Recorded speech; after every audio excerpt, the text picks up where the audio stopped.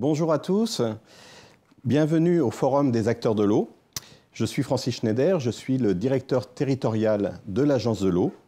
Nous sommes ensemble pour environ 2 heures et j'aurai le plaisir d'animer cette réunion. C'est un forum un peu particulier. Nous sommes accueillis dans les locaux de la TV de Lyon, qui sont situés à Rozoy. J'en profite pour remercier l'équipe technique pour son appui. Sans plus tarder, je passe la parole à Étienne Henriot, président de la commission territoriale Seine-Amont. Bonjour tout le monde, merci. Je sais que vous êtes nombreux à participer à cette réunion assez particulière du fait des problèmes sanitaires que nous vivons tous les uns et les autres. Et je remercie Francis Schneider et son équipe qui ont insisté malgré tout pour mener à bien ce projet de forum qui a mûri depuis déjà quelques temps et que l'on a fait un petit peu dans l'incertitude. Et on est très heureux aujourd'hui d'être au rendez-vous, grâce entre autres à l'organisation qui a été mise en place avec la TV de Lyon, et donc où on a pu pouvoir échanger avec vous.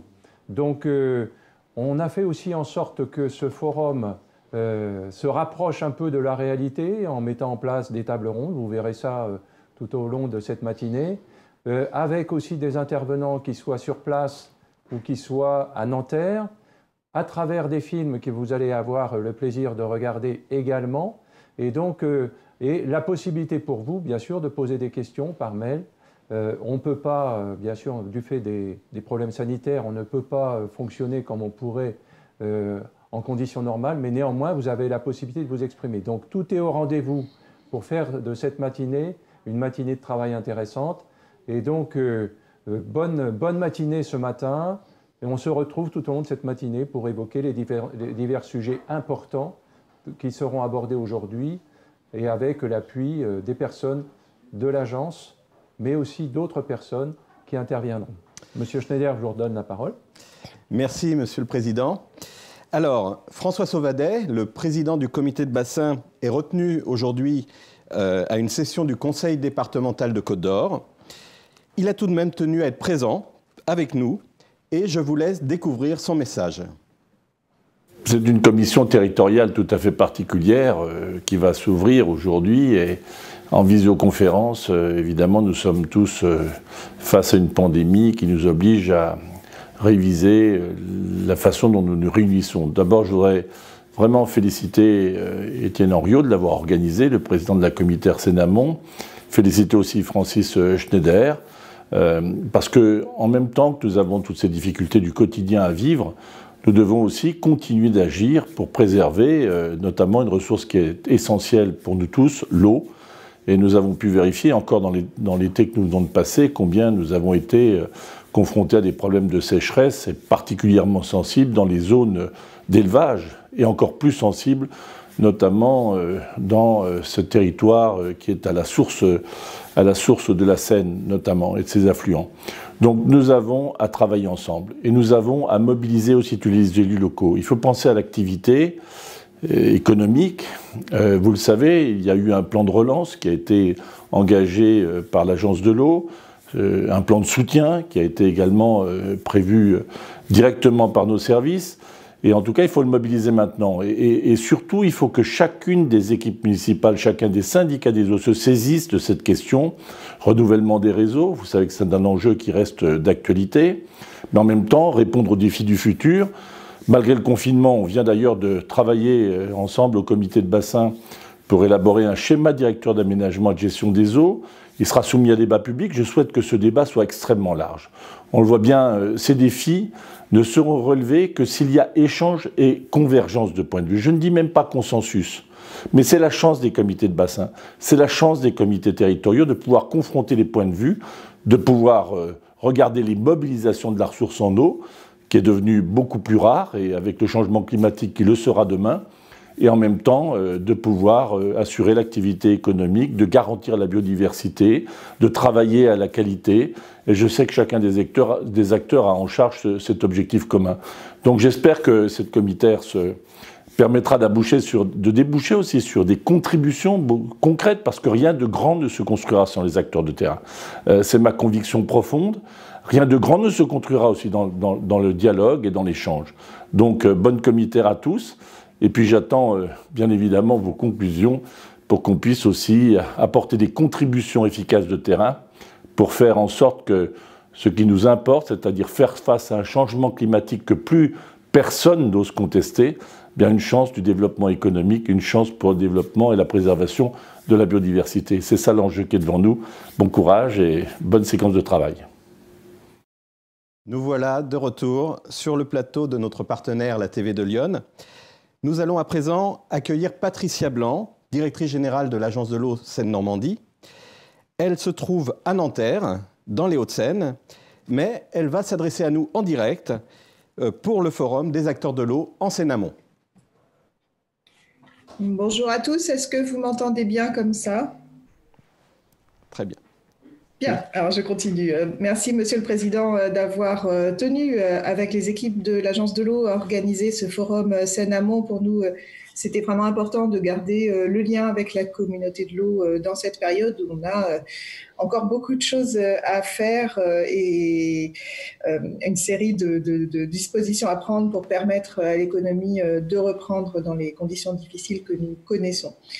Quelques points d'actualité pour l'Agence de l'eau, pour vous dire que les mesures d'urgence que nous avions été amenés à prendre pendant le premier confinement ont été prolongées, donc notamment l'aide à l'hygiénisation des boues de station, le versement d'acomptes plus important que d'habitude pour soutenir la trésorerie des maîtres d'ouvrage et donc des entreprises prestataires de travaux. Notre conseil d'administration a souhaité les prolonger sur l'année prochaine, de même que les dispositions dites du plan de reprise que M. Sauvadet vient d'évoquer et qui permettent d'augmenter notamment les taux d'aide pour un certain nombre de projets prioritaires. Ces dispositions ont été prolongées par le conseil d'administration jusqu'à la fin de l'année 2021. Cette prolongation est actuellement soumise à l'avis du comité de bassin qui doit délibérer par voie électronique et qui doit nous confirmer son vote d'ici une dizaine de jours. Ces dispositions améliorées de soutien aux projets qui doivent nous permettre d'accélérer sur le terrain la réalisation des projets d'amélioration de la qualité des eaux pour l'atteinte du bon état, mais aussi améliorer l'accès à l'eau potable, notamment dans les territoires qui ont souffert de la sécheresse. Je crois que vous en parlez un peu plus loin dans l'ordre du jour. Ces dispositions, on a pu les prendre grâce au soutien du gouvernement dans le cadre du plan de relance qui nous apporte un budget supplémentaire de 68 millions d'euros pour l'ensemble du bassin Seine-Normandie pour l'année 2021. Donc c'est vraiment ce budget exceptionnel de mobilisation du gouvernement pour la relance qui permet à l'Agence de l'eau d'augmenter ses conditions d'aide et on espère pouvoir accompagner plus de projets et de la meilleure manière possible pour qu'ils puissent voir le jour en 2021 rapidement.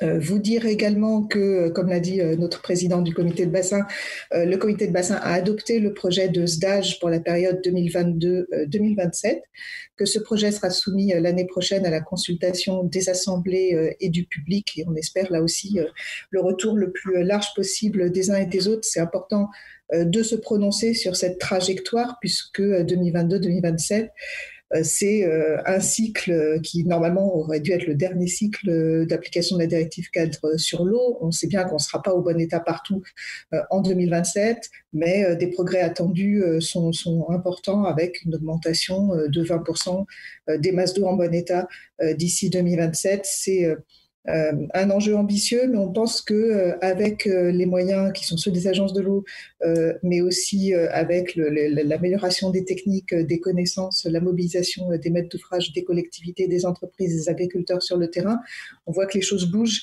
et on espère que cette trajectoire est effectivement réaliste. Donc ce stage est un moment important pour s'exprimer sur cette trajectoire et j'invite chacun à le faire dans le cadre de la consultation qui se déroulera, je crois, entre les mois de février et de juillet de l'année prochaine.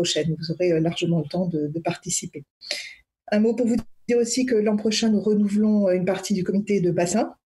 Donc les organisations qui désignent leurs représentants au comité de bassin, donc les associations d'élus, les représentants des entreprises, les représentants des exploitations agricoles, les associations, etc., ont été interrogés par le préfet coordonnateur de bassin pour désigner leurs représentants. À partir, donc la désignation doit se faire en ce moment pour une nouvelle mandature qui débutera en janvier prochain. L'originalité ou la nouveauté de cette mandature, c'est que le projet de loi de simplification du droit qui est en ce moment en cours d'examen au Conseil constitutionnel prévoit la parité dans les désignations par les organismes désignateurs de ces membres. On n'a pas encore complètement la parité entre hommes et femmes dans ces listes. Donc, voilà, s'il y a des candidates ou des candidats qui ne sont pas encore déclarés pour intégrer le comité de bassin l'an prochain, n'hésitez pas à vous rapprocher des organismes qui désignent ces membres, et l'Agence de l'eau vous donnera toutes les informations utiles à ce sujet. Un mot pour vous dire aussi que l'agence a lancé, avec l'accord de son conseil d'administration, début novembre, un appel à projet pour aider l'innovation dans le domaine de l'eau. C'est une des premières fois que l'agence s'avance sur ce terrain, puisqu'on aide régulièrement des projets innovants, mais pas avec autant de moyens, et y compris dans des domaines qui ne sont pas nos domaines habituels, comme l'économie circulaire dans le domaine de l'eau. Donc on espère recevoir beaucoup de propositions dans cet appel à projet qui vous sera présenté tout à l'heure par les équipes de l'agence. Et puis pour terminer, je voulais féliciter la direction territoriale Cénamont. Alors d'abord pour l'organisation de ce forum à distance, ce qui est toujours compliqué, mais aussi pour tester en ce moment une démarche de dématérialisation, donc d'échange avec les porteurs de projets à travers une plateforme internet qui s'appelle démarchesimplifiée.gouv.fr. C'est une plateforme que vous pouvez rencontrer dans on va dire dans la vie personnelle, puisqu'on peut y inscrire son enfant au lycée. Enfin, on peut y faire tout un tas de choses. C'est une plateforme interministérielle et qui vous permet maintenant, sur le territoire Cénamont, de déposer des demandes d'aide auprès de l'Agence de l'eau. C'est une expérimentation très positive qui a été menée depuis plusieurs mois. Et je pense que cette expérimentation sera généralisée à l'échelle de l'ensemble de l'agence grâce aux équipes de la direction territoriale de Cénamont.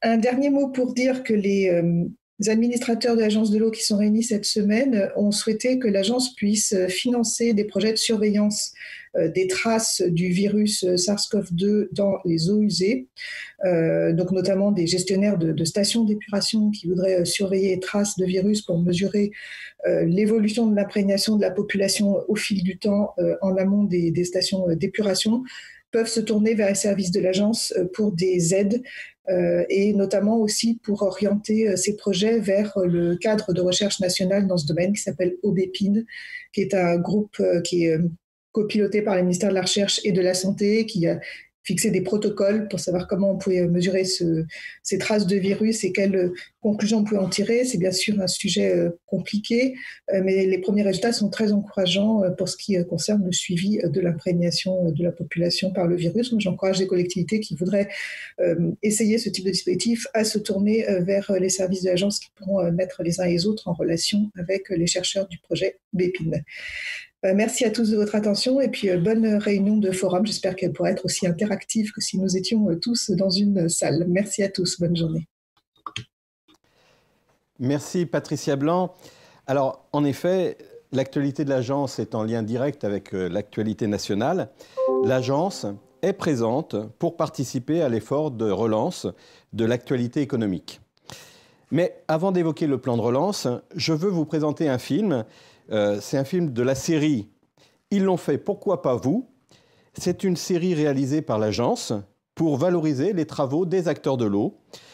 Il y aura une dizaine de films prochainement disponibles sur le site de l'agence de l'eau. Aujourd'hui, c'est encore en quelque sorte une avant-première.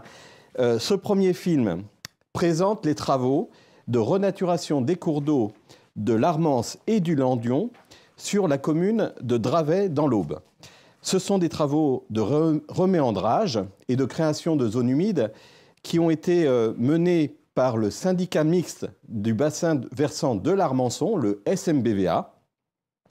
En 2020, le SMBVA a reçu pour ses travaux le grand prix du jury, du prix national de génie écologique aux 10e Assises nationales de biodiversité. Je vous laisse maintenant avec Éric Coquille, qui était alors président du SMBVA et qui vous présente ses travaux.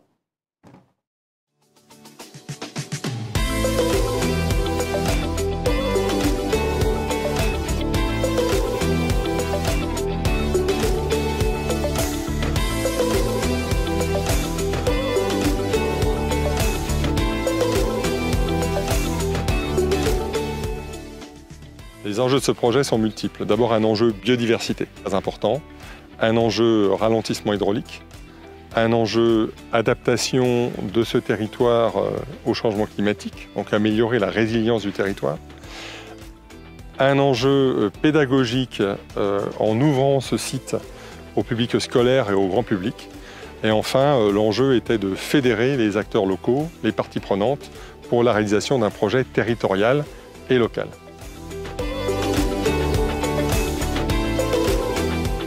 On est venu restaurer à peu près 3,9 km de cours d'eau sur 2 cours d'eau qui sont l'Armance et le Landion, puisqu'on se situe vraiment à la confluence des 2 cours d'eau. Et on a également travaillé sur la plaine alluviale de ce cours d'eau en créant le panel de zones humides qui sont associées aux plaines alluviales. Donc je pense notamment aux mares. On est venu créer 5 mares. On a également créé une basse qu'on appelle une platière qui fait 3 hectares. Mais également des frayères à brocher qui sont des zones humides qui sont directement connectées au cours d'eau. D'un point de vue écologique, la flore s'est réexprimée et repousse très rapidement sur le site. Mais on a également aussi les oiseaux qui sont venus et qui se réapproprient le site très vite. L'accompagnement de l'agence de l'eau a été technique, en créant de la synergie entre les compétences de l'agence et l'équipe pluridisciplinaire du syndicat de l'Armançon, et financier, en abondant à hauteur de 90% le budget de ces travaux. Le fait de reméandrer les cours d'eau et de supprimer des ouvrages hydrauliques également, fait que les cours d'eau vont déborder beaucoup plus rapidement, ce qui est un processus naturel, et donc inonder la plaine alluviale. Et en fait, on vient gorger, ça joue le rôle d'éponge. Donc la zone humide se gonfle en eau et restitue. Cette éponge permet de restituer l'eau de manière lente au milieu naturel et limiter le risque de base eau et de manque d'eau en période estivale.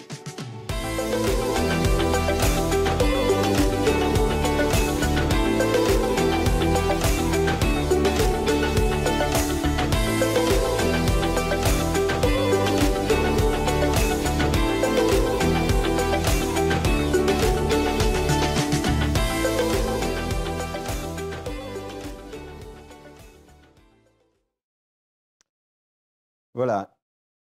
Et maintenant, comme je vous l'avais annoncé, nous allons vous présenter le plan de relance de l'Agence de l'eau, Seine-Normandie. Pour nous en parler, je vais donner la parole à Lydia Prouvé, qui est chargée de projet à la direction du programme et des interventions à l'Agence de l'eau. Elle aussi va intervenir à distance.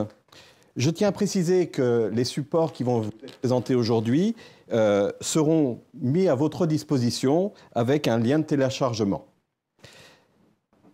Voilà, donc Lydia est en cours de connexion et donc nous l'attendons incessamment pour la présentation du plan de relance.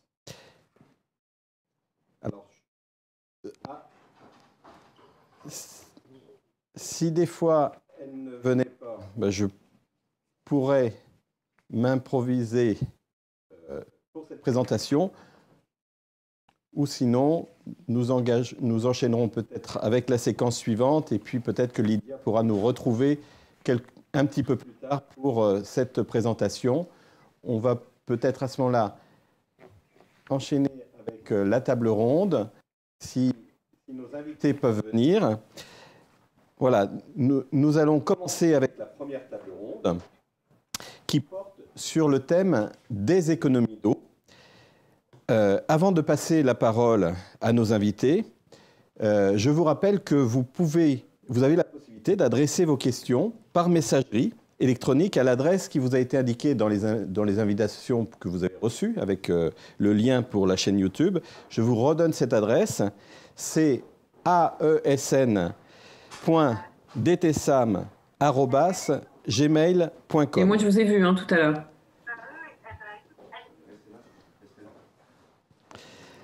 N'oubliez pas d'indiquer vos noms et organismes. Ah, alors, on m'annonce que Lydia Prouvé est de retour, donc elle va pouvoir faire sa présentation et je vous laisse à ses bons soins.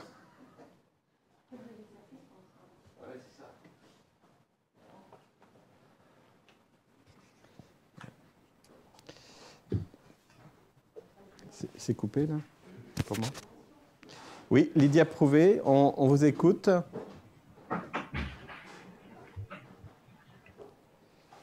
Ouais. Bon, eh bien, écoutez, elle n'est toujours pas avec nous. Et donc, eh bien, nous allons pouvoir commencer. Voilà, je suis désolé. Bon, écoutez, je propose qu'on commence la table ronde, mais par contre, je vais avoir besoin des invités avec nous. C'est bon. Alors, c'est bon. On me dit que c'est bon, donc on refait un essai avec Lydia Prouvé. Désolé pour ces problèmes techniques.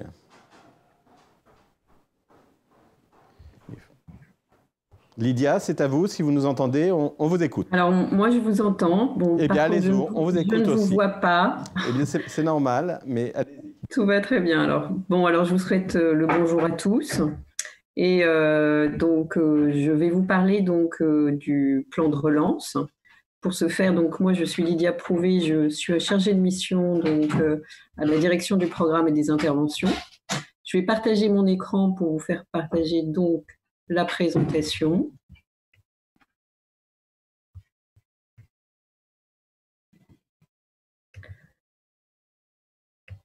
Alors, je pense, comme Madame Blanc vous en a parlé, le plan de relance national a permis à l'Agence de l'eau d'avoir des dotations supplémentaires à hauteur de 68 millions d'euros pour sur l'année 2021. 65 millions qui seront consacrés à la sécurisation des infrastructures de distribution en eau potable et pour l'assainissement et la gestion des eaux pluviales à la source. 3 millions environ pour les opérations de restauration des milieux aquatiques. Pour resituer ces 65 millions, ça représente à peu près 10% de ce que nous aidons sur l'assainissement et l'eau potable par an.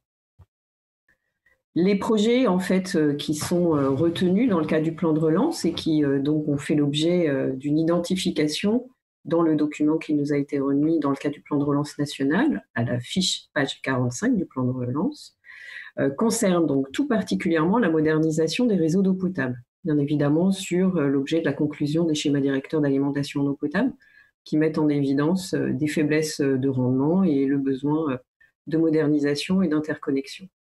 Ça concerne aussi la mise aux normes des stations d'épuration d'eau usée, la rénovation des réseaux d'assainissement, que ce soit leur réhabilitation, que ce soit leur mise en séparatif, et bien évidemment la mise en conformité des branchements. On a aussi toute la rubrique qui concerne les eaux pluviales, avec cette notion de nécessité de les infiltrer à la source, de les déraccorder des réseaux d'eau d'assainissement pour éviter le transport des polluants vers les milieux.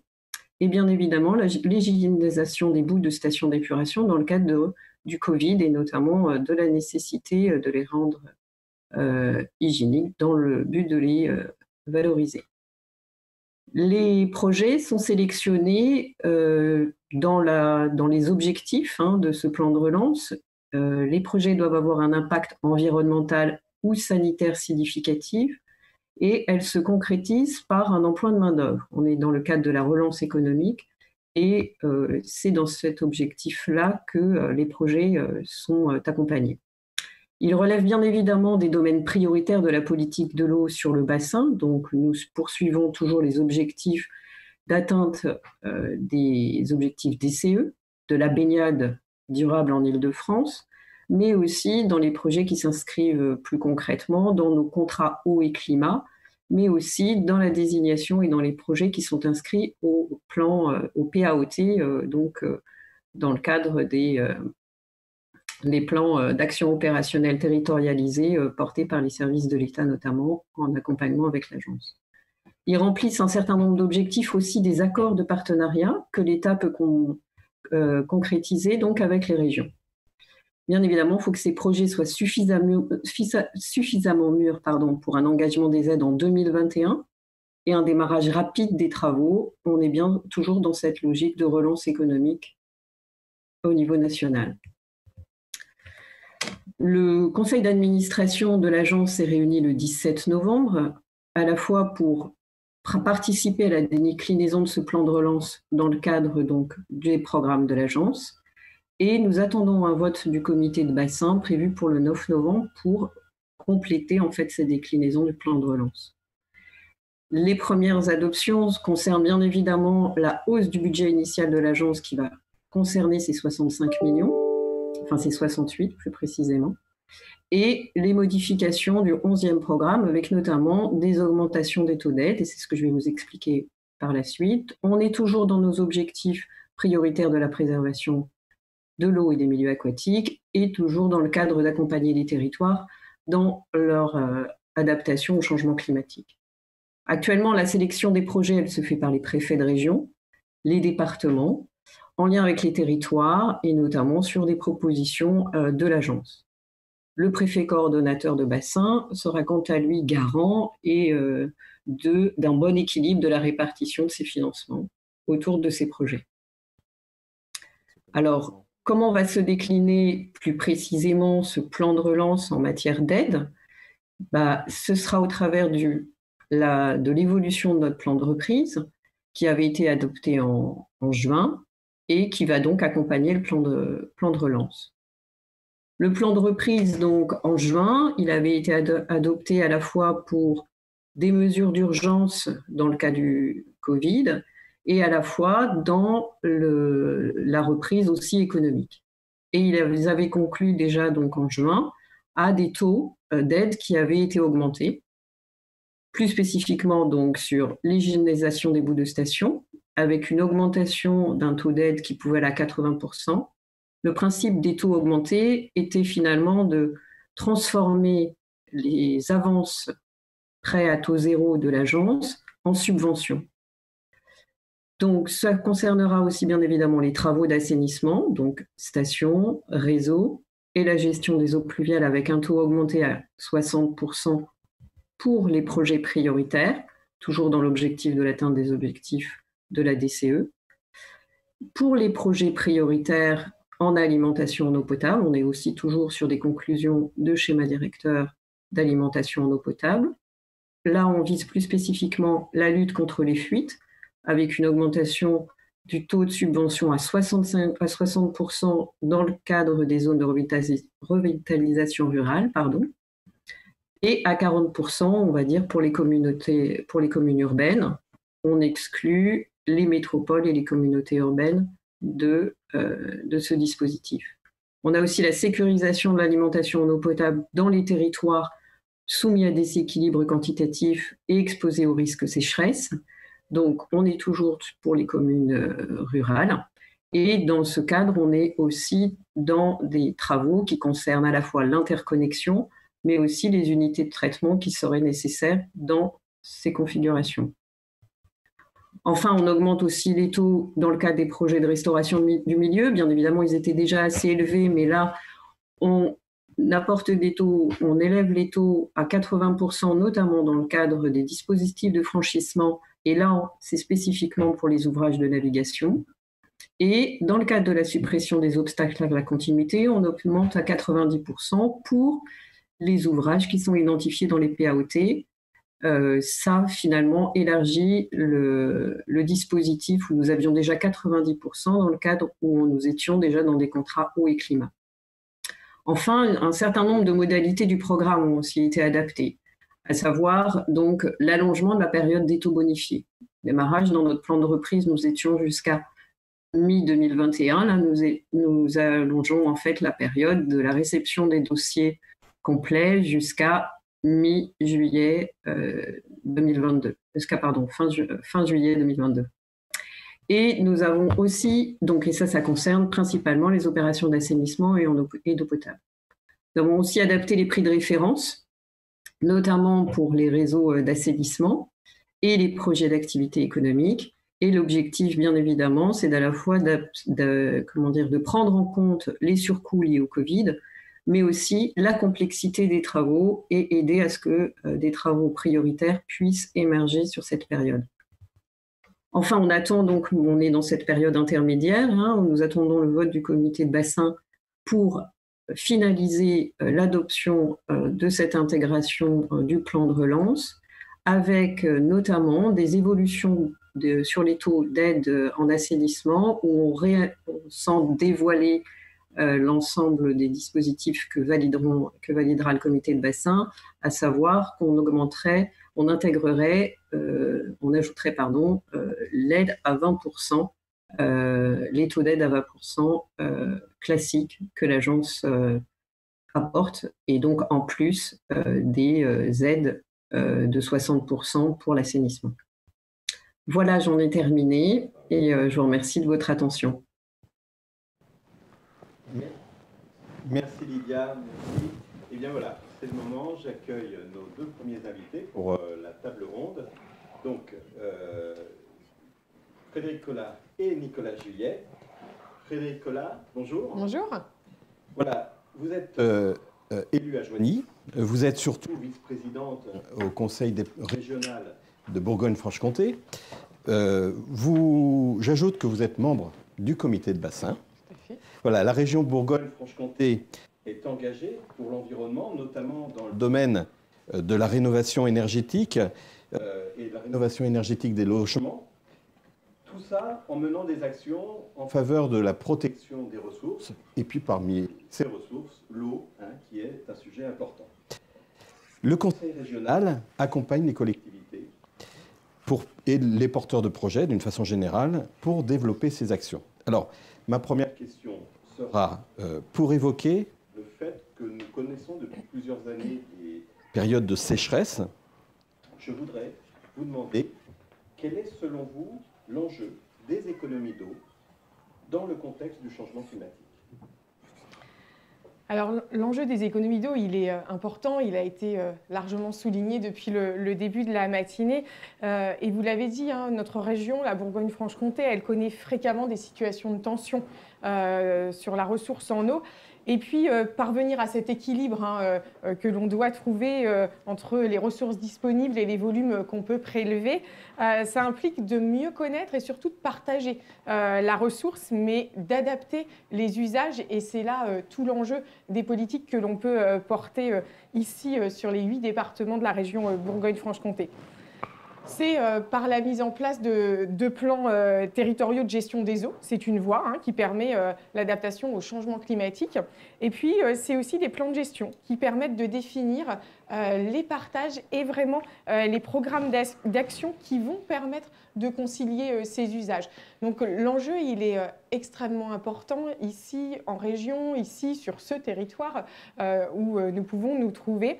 Et les solutions pour économiser l'eau, elles sont multiples. Je citerai des exemples tout à l'heure, mais nous devons les adapter au territoire, d'où cette importance. Ça a été cité dans les propos tout à l'heure de Madame Blanc, cette importance d'avoir des solutions adaptées à nos territoires et des solutions qui peuvent aussi évoluer. Le contexte de la crise de la Covid-19 nous a aussi amené à réfléchir peut-être de manière un peu différente à la manière dont on peut travailler sur la question de la ressource en eau. Très bien, merci Frédéric Collat pour ces éléments. Je me tourne à présent vers Nicolas Juillet. Merci d'être avec nous. Bonjour, Monsieur Schneider. Voilà, vous êtes président du syndicat des eaux de l'Aube, le SDDEA. En 2 mots, le syndicat des eaux de l'Aube, c'est un syndicat qui couvre l'ensemble du département de l'Aube, auquel la grande majorité des communes et des communautés de communes ont délégué leurs compétences dans le domaine de l'eau. Et ces compétences, c'est à la fois l'eau potable, l'assainissement, la GMAPI. L'ensemble des compétences, finalement, qu'on peut retrouver dans une collectivité. Vous êtes également membre du comité de bassin, membre du conseil d'administration de l'agence de l'eau, et puis vous présidez une commission, la C3P, la commission permanente des programmes et de la prospective, qui tient une place particulière au sein de l'agence. Voilà. Alors ma question sera très pratique.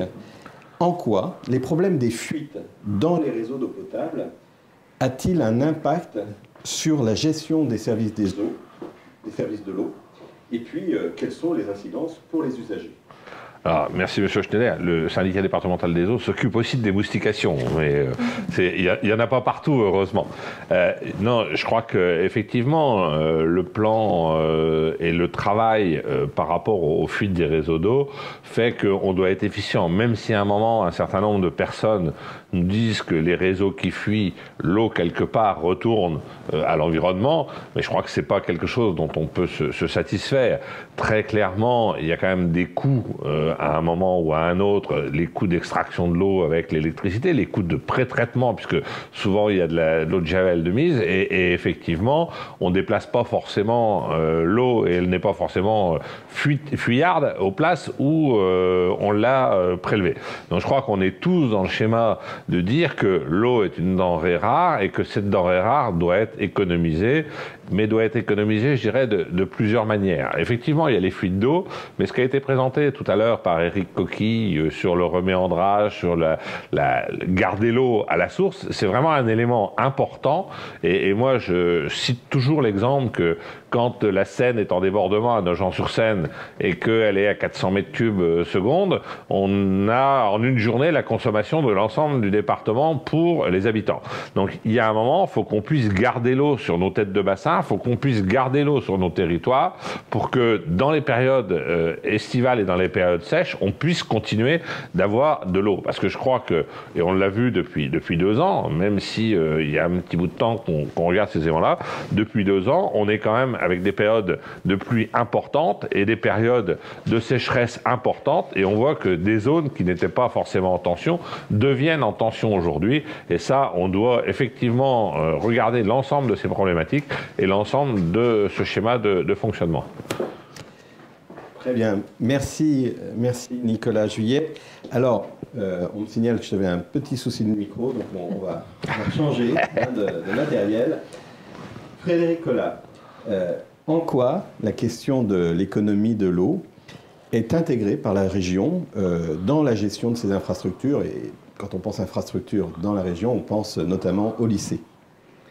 Alors la question de l'eau, elle est de plus en plus prise en considération dans la gestion de nos équipements, nos lycées, mais aussi nos bâtiments publics, puisque la région a un patrimoine immobilier extrêmement important. Elle est prise en compte à différents points. Vous savez que la région, normalement, elle n'intervient pas de manière directe sur cette thématique de l'eau, mais elle la prend en compte dans toutes nos politiques publiques. Sur la question des lycées, on est sur des actions qui sont très pratiques, en particulier sur le renouvellement de nos équipements, comme par exemple dans nos restaurations scolaires, on a à renouveler toutes les unités de restauration, tout le volet de machines à laver. Quand on a des gros travaux de rénovation de notre bâti, la question de l'eau devient très prégnante. Quand on est sur de l'investissement, alors je vais dire des choses peut-être très basiques, mais ça va être sur des robinets économes dans les sanitaires, ça va être des équipements de système de dosage automatique pour tous les produits d'entretien, ça va être tout ce qui va être récupération d'eau. C'est aussi inciter à la responsabilisation de nos usagers. Et nos usagers dans les lycées, ce sont les jeunes. Donc là, on a un label qui s'appelle Écolycée. Donc cette démarche Écolycée, elle permet d'inciter et d'encourager et de lancer des initiatives à destination des jeunes pour mener des actions dites de développement durable, et celles, en l'occurrence, des robinets qui coulent de manière des fois un peu répétitive dans les sanitaires, ou l'usage de l'eau pour les internes. Ça, c'est vraiment un volet lié à nos équipements et à nos lycées. Et puis, c'est aussi réfléchir à la manière dont on peut travailler la question de l'eau quand on est sur de la construction de bâtiments. Quand on est sur aussi de la végétalisation, et ça dans le cadre d'appels à projets qu'on peut lancer, et en l'occurrence dans le cadre du plan d'accélération de l'investissement régional, la question de la végétalisation et de la prise en compte de la ressource en eau dans les nouvelles constructions ou dans les rénovations, elle est aussi importante. Donc c'est influencer dans nos règlements d'intervention la prise en compte des économies d'eau. Ça va être par exemple un combat qu'a mené aussi notre présidente de région pour accompagner le monde agricole sur de la récupération des eaux pluviales. Très bien, merci Frédéric Collat. Alors c'est vrai que c'est important, hein, l'exemplarité d'abord que peut montrer la région dans tous ces domaines.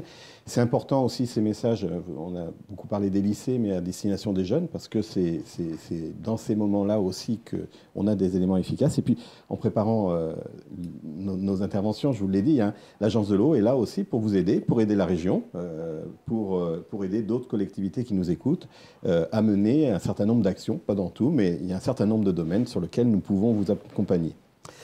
Voilà, alors Nicolas Juillet, à nouveau vers vous. En tant que président de la C3P, hein, la C3P, la commission permanente du programme et des interventions, pouvez-vous nous dire ce qui a motivé le comité de bassin pour mettre en avant le traitement, le renouvellement des réseaux dans le cadre du plan de reprise? Alors, vous en avez dit un mot tout à l'heure, mais voilà, développer un peu ce qui a motivé le comité de bassin pour une aide particulière. Oui, je crois que effectivement, c'est un point tout à fait important et le comité de bassin, par ses intégrations dans les territoires et par les représentants des territoires, je crois qu'a bien pris en compte la problématique qu'on peut avoir, et comme Madame Collard le disait, de dire on est bien sur l'action dans nos territoires, et les territoires sont différents les uns des autres, donc il peut y avoir des actions différentes de mener sur un territoire et sur des territoires. Je crois que le point important qui a été mené par rapport au renouvellement de réseau, c'est que le droit à l'eau, c'est quoi? C'est déjà d'avoir une canalisation qui passe devant chez soi et qui peut vous amener de l'eau. Et on s'aperçoit que sur un certain nombre de territoires où l'eau potable est arrivée depuis 50, 60 ou 80 ans, on n'a pas le moyen aujourd'hui de renouveler les réseaux parce qu'il y a moins d'habitants dans des hameaux, dans des fermes isolées, où il y avait de l'élevage, où il y avait beaucoup de population. Et aujourd'hui, tous ces hameaux-là, toutes ces fermes isolées ont beaucoup moins de consommation d'eau, à part dans les régions d'élevage. Et dans les régions d'élevage, ils en ont besoin de manière tout à fait importante, parce qu'il n'y a pas d'autre solution de rechange que l'adduction d'eau, si on fait du lait ou si on a des productions agroalimentaires. Donc je crois que l'idée du comité de bassin, c'était de dire on doit accompagner les territoires ruraux et peut-être prendre un peu le contre-exemple de ce qui se fait à certains moments dans les échelles plus hautes, de dire on doit concentrer dans les villes, on doit concentrer sur des territoires importants et on abandonne quelque part la ruralité. Le comité de bassin était vraiment dans ce schéma-là et la Covid nous conforte dans les positions qu'on a prises. C'est qu'aujourd'hui, les gens ont tendance à quitter un peu la ville pour aller à la campagne, parce que la campagne est merveilleuse. Mais la campagne, elle ne peut être que merveilleuse si les services sont là, et en particulier si l'eau est là. Et je crois que c'est pour ça que le comité de bassin a vraiment poussé la C3P, mais l'ensemble des élus et des représentants des associations ou des représentants professionnels ou même les représentants des consommateurs ont vraiment poussé pour qu'on puisse accompagner cette mutation et ses besoins demain. Très bien. Écoutez, merci pour ces précisions. Alors, je vous rappelle que vous pouvez nous adresser vos questions et adresser vos questions à nos invités à l'adresse aesn.dtsam@gmail.com. Alors, nous avons une question, hein, voilà, la personne n'a pas laissé son nom, mais qui s'adresse à vous, Frédéric Collat. Vous y avez déjà en partie répondu, mais je vous la repose quand même, peut-être pour pouvoir le développer. C'est, bon, la récupération des eaux pluviales est une solution pour économiser l'eau. Y a-t-il des aides pour la réutilisation des eaux de pluie sur les bâtiments d'activité économique et les collectivités ? Alors, c'est une bonne question et c'est une question qui va amener plusieurs réponses. Alors, aujourd'hui, il n'y avait pas de règlement, en tout cas au titre de la région, qui permettait d'accompagner ces récupérations des eaux pluviales et ces réutilisations. C'est tout le travail du budget 2021 qui sera voté au mois de décembre, de pouvoir accompagner à la fois le monde agricole, mais aussi le monde industriel dans le cadre de nos règlements économiques et en lien avec l'agence économique régionale qui travaille avec le monde industriel sur les axes de développement durable. Donc oui, ce sont des règlements qui sortiront d'ici quelques mois pour permettre d'accompagner le monde, on va dire le monde économique au sens large sur la question de la récupération des eaux pluviales. Très bien, merci. Et puis moi je vais ajouter que pour l'agence de l'eau peut accompagner aussi. Alors C'est vrai que tout ce qui est activité économique, nous sommes sur l'encadrement européen des aides publiques à l'activité économique, mais par exemple pour la récupération d'eau pluviale sur des bâtiments d'élevage, on sait que c'est un souci assez important pour cette question d'eau pour les élevages sur certains secteurs. Et donc on peut accompagner à hauteur de 60 à 40% en fonction de la nature de la structure. Voilà. Et puis pour ce qui est de la Côte d'Or, en tous les cas, il y a aussi des aides publiques départementales pour ce type d'action. Voilà, donc n'hésitez pas à poser vos questions. Je vais poursuivre. Je m'adresse à nouveau à vous, Frédéric Collat. Au-delà des questions d'économie d'eau, quels sont, au niveau régional, enfin pour la région, les grands axes qui ont été engagés par la région en termes de plan de relance dans le domaine de l'eau? Je sais qu'il y a tout un tas de domaines, mais entre autres dans le domaine de l'eau. Alors dans le cadre du plan de relance, qui chez nous s'appelle le plan d'accélération de l'investissement régional, qui a été voté au mois d'octobre, on a axé tout un travail sur, donc on le disait, la question des économies d'eau. Pour accompagner des équipements, des études, des travaux sur tous les sujets de réutilisation et d'économie. On a aussi axé tout notre travail sur la réduction des déchets flottants. On avait concerté et cette question de la pollution et des déchets flottants est vraiment ressortie. Donc on va accompagner financièrement des équipements ou des travaux qui vont permettre la récupération de déchets flottants dans les fleuves ou en amont des bassins versants. Et on va lancer des campagnes de sensibilisation à cette thématique. Le sujet que vous avez aussi évoqué un peu tout à l'heure, c'est toute la partie gestion des eaux pluviales et la désimperméabilisation. Donc ça, c'est pareil, on va accompagner les travaux pour désimperméabiliser, des travaux de déraccordement des eaux pluviales, des travaux de végétalisation.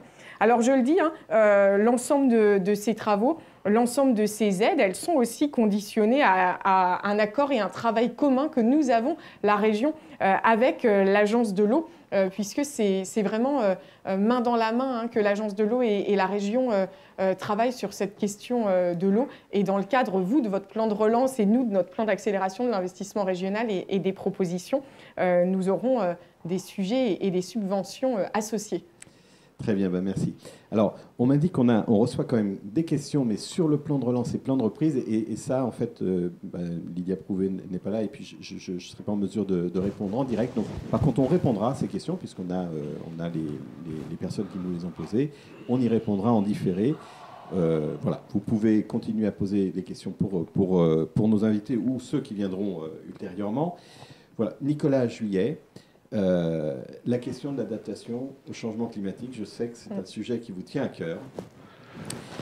Quels sont, selon vous, les enjeux de la sécurisation de l'approvisionnement en eau potable dans ce contexte du changement climatique? Par exemple, je prends un exemple, à l'horizon 2100, et à quelle échelle pensez-vous qu'il soit pertinent de traiter ce sujet? Effectivement, M. Schneider, c'est un vaste sujet et on a pu le traiter, je dirais, déjà au niveau du comité de bassin du temps du préfet Carinco, où il y a une stratégie d'adaptation au changement climatique qui avait été travaillée et approuvée par le comité de bassin avec une déclinaison sur les territoires. Et je crois qu'aujourd'hui, et nous, dans le département de l'Aube, on s'est évertué au niveau du syndicat départemental des eaux à mettre en place une stratégie d'avenir.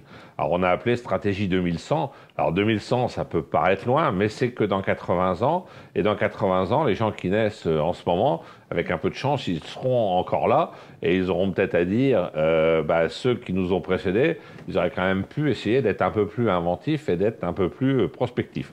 Donc l'idée de cette stratégie 2100, c'est de dire que tous les investissements qu'on fait aujourd'hui, et on le voit bien, ce qui a été fait il y a 80 ou 100 ans, les réseaux d'eau potable qui ont été installés, existent encore aujourd'hui pour la plupart. Donc nous, aujourd'hui, on sait qu'on a besoin d'assurer la pérennité, de faire des bouclages de réseaux, d'assurer la production d'eau en quantité et en qualité suffisante. Mais dans un département comme le département de l'Aube avec 300 000 habitants, il y a plus de 200 captages qui existent et on s'aperçoit bien qu'il y a des petits captages et des communes qui sont isolées, que demain, s'il y a un problème sur ce captage-là, ils ne peuvent pas avoir d'eau, ils ne peuvent plus avoir d'eau. Donc l'idée, c'est bien de travailler avec aussi la baisse des nappes qui devrait avoir lieu, d'après ce qu'on nous prévoit dans les 50 ans qui viennent ou dans les 100 ans qui viennent, que tous les investissements qui vont être faits aujourd'hui et demain soient effectivement des investissements récurrents et qui permettent d'assurer cette quantité d'eau, mais surtout d'assurer la distribution de l'eau potable à l'ensemble des habitants du département. Donc on est vraiment sur ce schéma-là, et donc ça passe par des schémas d'alimentation en eau potable, mais ça passe aussi avec un travail avec le BRGM en particulier, le Bureau de la recherche géologique et minière, qui modélise les nappes et qui nous disent tel captage, dans 50 ans, il y a de fortes chances qu'ils produisent encore assez d'eau ou il y a de fortes chances qu'ils ne produisent plus d'eau. Donc l'idée, c'est bien aujourd'hui, dans nos schémas d'alimentation en eau potable, de prévoir l'avenir et de prévoir le fonctionnement de l'avenir. Très bien, écoutez, merci beaucoup pour ces éléments, et c'est certain que ce projet Stratégie 2100 est un élément important, important pour toutes ces actions dans le domaine de l'eau. Voilà, eh bien écoutez, nous arrivons à la fin de cette première table ronde. En tous les cas, je vous remercie vraiment pour être venu parmi nous et puis avoir pu faire part de vos témoignages et de ces échanges. Merci à vous. Voilà. Nous allons parler... je vais vous présenter maintenant le deuxième film de la matinée. Alors, le deuxième film, on a eu d'abord un premier enregistrement de François Sauvadet, mais je parle des vidéos « Ils l'ont fait, pourquoi pas nous ?» Donc, c'est dans la même série. L'action se passe dans l'Aube. Monsieur Juillet, je ne sais pas si vous saviez que l'Aube était une terre de cinéma, en tous les cas. Bien sûr. Voilà. Cette fois, nous allons parler gestion à la source des eaux pluviales de la commune de Brienne-le-Château, dans l'Aube. Nous y retrouverons Yves Durigon, qui était alors maire adjoint et qui présente les aménagements réalisés pour gérer à la source l'eau pluviale.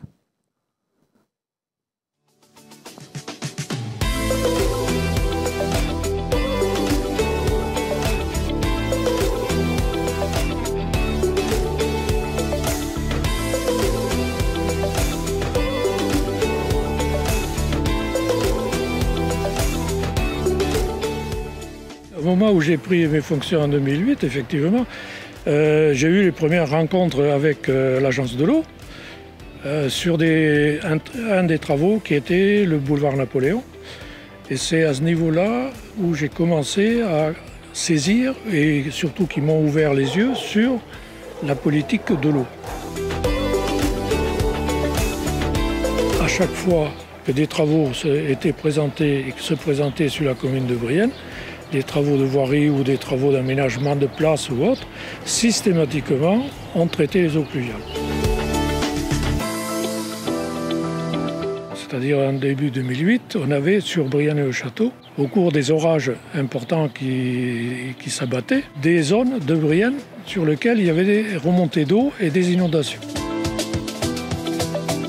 En 2020, on n'a pas ces remontées dans Brienne, ou beaucoup moins. Et par contre, au niveau de la station d'épuration, on a des débordements beaucoup moins importants. Bon, l'agence de l'eau nous accompagnait techniquement déjà, puisqu'elle nous donnait tous les avis techniques sur tous les projets que l'on réalisait. Et ensuite, bien sûr, il y avait un accompagnement financier qui n'était pas négligeable non plus. J'arrive au terme de mes 2 mandats. Et je n'aurai qu'un souhait, c'est qu'effectivement, l'agence de l'eau et la ville de Brienne poursuivent les relations que nous avions mises en place jusqu'à ce jour.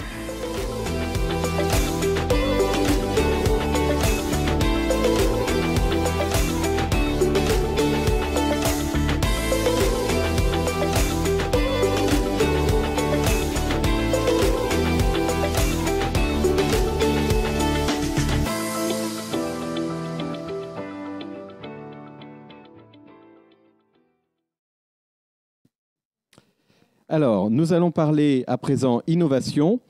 L'Agence de l'eau Seine-Normandie a lancé un appel à projet innovation pour la gestion des eaux. Patricia Blanc en a déjà parlé. C'est un appel à projet qui concerne les opérations innovantes, s'appuyant sur la technologie du numérique, sur l'intelligence artificielle et sur l'économie circulaire.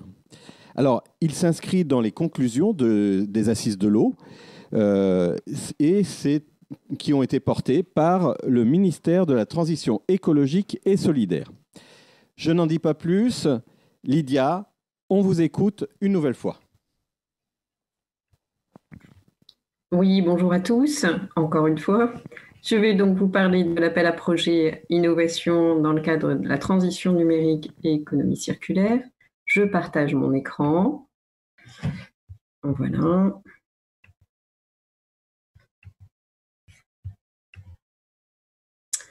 Donc, les instances, au moment de valider en fait le plan de reprise de l'agence en juin, ont bien évidemment trouvé intéressant que qu'on axe sur l'eau potable, l'assainissement, notamment, comme vous en avez parlé, et les enjeux qui les concernent.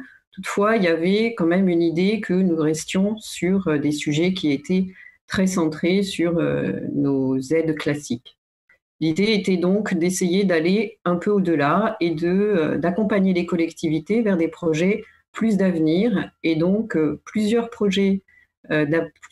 appels à projets vont être lancés. Le premier, c'est celui dont je vais vous parler, la transition numérique et l'économie circulaire. 2 autres projets d'appels à projets vont être lancés prochainement, en début 2021, qui concerneront plus particulièrement la transition agricole, mais aussi les milieux résilients face à l'adaptation au changement climatique. Alors, l'appel à projet transition numérique, économie circulaire, en fait, il vient toujours dans le cadre du soutien des projets, dans le cadre de l'amélioration des milieux, nos objectifs d'amélioration qualitative et quantitative de l'eau pour la protection des milieux. Et cet appel à projet est donc ouvert bien évidemment aux collectivités, aux entreprises et aux associations. On a souhaité effectivement que cet appel à projet soit le plus ouvert possible. C'est une enveloppe de 15 millions qui sera dédiée et avec des taux de subvention de 80%. Attention, dans le cadre des activités économiques, ces taux seront adaptés dans le cadre des règles d'encadrement européens. Cet appel à projet a été déjà mis en ligne sur notre site, et donc le 2 novembre, et nous attendons des candidatures pour le 30 avril 2021 et des attributions qui seront donc lors de notre commission des aides vers juillet 2021. Cet appel à projet est construit selon 4 axes. Un premier qui concerne l'usine d'épuration du futur. L'objectif étant d'intégrer sur ce qu'on appelle des technologies smart, c'est un grand mot pour en fait essayer d'intégrer toute la notion qu'il y a d'objets connectés pour améliorer les processus d'épuration, mais aussi leur rejet au milieu, à savoir que ce sont des modèles qui peuvent à la fois connecter tout ce qui va concerner le débit des cours d'eau, mais aussi donc la gestion des niveaux de traitement au niveau de la station pour s'adapter toujours dans un cas de débit d'étiage plus fort dans le cas du changement climatique, puisque nous serons soumis à des restrictions et à des débits plus faibles. Il y a aussi tout ce qui va concerner la valorisation de la matière sous toutes ses formes. Donc, on a l'habitude de penser, bien évidemment, à l'utilisation des bouts de stations d'épuration, notamment dans le cadre de la méthanisation et de la production d'énergie. Mais aussi, on a aussi différentes substances qui peuvent être encore intégrées dans les rejets et comment, en fait, on peut trouver des dispositifs, des pilotes, peut-être dans un premier temps, pour pouvoir essayer de valoriser les différentes substances qu'on pourrait retrouver dans le rejet des eaux usées. Et puis, on a bien évidemment la valorisation des eaux traitées, une fois qu'elles sont épurées, et leur valorisation, que ce soit dans des espaces dits naturels ou dans des réutilisations pour l'arrosage, par exemple, à proximité des unités de traitement. On a la réduction des micropolluants, la réduction des nanodéchets et des microplastiques, qui là restent aussi des sujets importants, comment on peut les concentrer et les réduire plus en amont des dispositifs. Et bien évidemment, la récupération des urines à la source, et leur valorisation. Pour rappel, les urines contiennent en fait azote et phosphore, qui sont des sources locales et dites naturelles, moins coûteuses que les engrais chimiques. Et puis on a un deuxième axe, c'est celui qui concerne les réseaux dits intelligents. Donc on est un peu sur la même logique que sur les stations. On va essayer d'avoir un système de capteurs prédictifs qui permettent de gérer en fait avant station une mécanisation des dispositifs, soit pour éviter leur rejet au milieu au moment d'intempéries ou d'événements pluvieux, ou à la fois pour intégrer des capteurs qui actuellement permettent d'identifier notamment les eaux claires parasites qui pourraient intervenir dans les réseaux.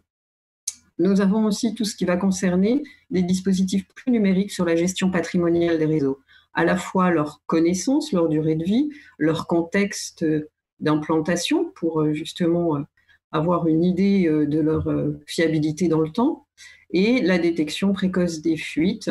Bien évidemment, si sur ces outils dits numériques où on partage en fait cette information et cette connaissance, elle peut être aussi un moyen de suivre la mise en conformité des branchements, que ce soit en partage avec des services urbanistes, par exemple, ou aussi en partage avec les gestionnaires qui mettent en conformité les réseaux. Si on ajoute encore un étage à cette fusée pertinente pour nos réseaux dits intelligents à terme, c'est aussi d'y intégrer en fait le volet économique, c'est-à-dire la gestion budgétaire et comptable dans le cas de renouvellement du patrimoine. Enfin, on a aussi intégré une notion de collecte et de valorisation des déchets. Là, on est sur une logique plutôt d'investissement. On est sur des objets qui pourraient permettre en fait de piéger l'ensemble des déchets avant leur rejet au milieu et avec une logique de communication ciblée sur le bassin de collecte concerné en vue de l'information au grand public de la nature des déchets que l'on peut collecter, en vue bien évidemment de sensibiliser le public à la diminution de ces déchets. Un troisième axe est celui qui concerne les coefficients des procédés industriels. Donc là, on s'adresse plutôt aux activités économiques. La manière dont ils vont avoir les développements en fait, d'outils, de pilotes qui pourront développer pour la récupération et la production de la matière et leur valorisation. On peut penser aux différentes huiles ou différents produits non utilisés aujourd'hui ou qui considèrent comme déchets au niveau de leur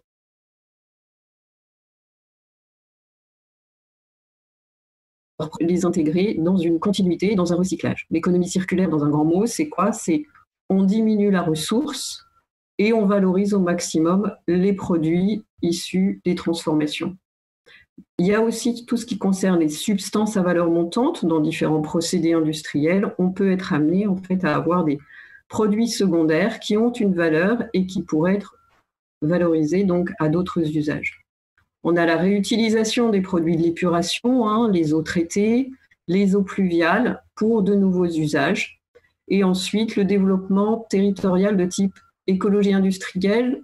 Derrière ça, ce que l'on vise, c'est plutôt donc de visualiser toute cette réutilisation, que ce soit de l'eau ou des matières, sur un bassin, enfin tout du moins sur une unité territoriale cohérente pour éviter des transports de l'ensemble de ces valorisations. Un dernier axe, c'est l'axe numérique qui pourrait aider à la décision et au partage de l'information. Là, on est plutôt sur des dispositifs qui seront des types observatoires dits numériques, de partage d'informations, par exemple, à des échelles cohérentes comme les nappes, les aires d'alimentation de captage, où on aurait la possibilité finalement de partager différentes informations, que ce soit autant sur la qualité que sur la quantité. Intégrer les notions de prélèvement en temps réel, c'est-à-dire le plus vite possible de l'information qui soit partagée par tout à chacun qui en aurait besoin, que ce soit de la collectivité, des services de l'État et des observatoires, des associations qui portent aujourd'hui l'observatoire, notamment, on peut penser à la nappe de Beauce, qui aurait besoin en fait de communiquer à la fois sur la qualité, sur les prélèvements, et puis de s'intégrer déjà peut-être dans une logique d'anticipation de besoins des usages et des éventuels conflits d'usage. Et puis, un dernier point, c'est celui qui va traiter de la vulnérabilité des dispositifs d'assainissement et d'eau potable. L'idée dans ce projet, dans cette idée de développement d'outils numériques, et d'intégrer les évolutions en matière donc de réduction d'eau, mais à la fois aussi des intempéries comme la tempête, et de pouvoir identifier la vulnérabilité de nos systèmes dans ces éléments, à la fois pour identifier des scénarios et des pistes de travail pour la protection de nos dispositifs à terme. Voilà, j'en ai terminé. Vous avez le lien notamment où vous pouvez avoir accès en fait, à l'ensemble des documents, que ce soit le dossier de candidature et le cahier des charges de l'appel à projet qui est mis déjà donc, sur notre site internet au niveau de l'agence. Je vous remercie de votre attention. Lydia, merci pour cette présentation de l'appel à projet et nous accueillons, nous allons maintenant arriver à notre deuxième table ronde avec deux nouveaux invités. Donc une table ronde sur le thème de l'innovation. Nos invités, ce sont Claire Tutenuy et Gilles de Montalembert. Bonjour Claire Tutenuy. Bonjour. Voilà, vous êtes déléguée générale de l'Association française pour des entreprises, déléguée générale de l'Association française des entreprises pour l'environnement. Vous avez aussi un ancrage plus local, le ruban vert, mais aujourd'hui, c'est bien en tant que déléguée générale d'EPE que vous venez pour nous apporter votre témoignage. L'association Entreprises pour l'environnement a été créée en 1992. Elle regroupe une cinquantaine d'entreprises françaises et internationales issues de tous les secteurs de l'économie. Alors, ces entreprises ont entre elles une même vision de l'environnement comme source de progrès et d'opportunités. Une des ambitions fortes de l'association, c'est d'améliorer la connaissance et de stimuler l'innovation. Voilà. Alors, justement, ma première question va tout simplement consister à vous demander l'enjeu de stimuler l'innovation dans le domaine, dans les grandes entreprises, chez les industriels, et notamment dans le secteur de l'eau. Voilà, quel est cet enjeu de stimulation de l'innovation ? Tout à fait. Merci beaucoup d'avoir convié le monde économique à ce débat. L'enjeu de l'innovation pour les entreprises dans le secteur de l'eau, il est énorme et il est ancien.